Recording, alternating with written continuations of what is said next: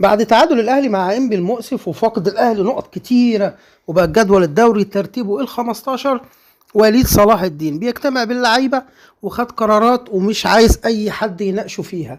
اهم القرارات دي هنعرفها مع بعض دلوقتي، وهنشوف هل هي صح ولا غلط، والايام اللي هتثبت دوت. اهلا وسهلا بكم في قناه صوت الملعب. وليد صلاح الدين اجتمع باللعيبه وكان كلامه لا رجعه فيه ولا نقاش فيه.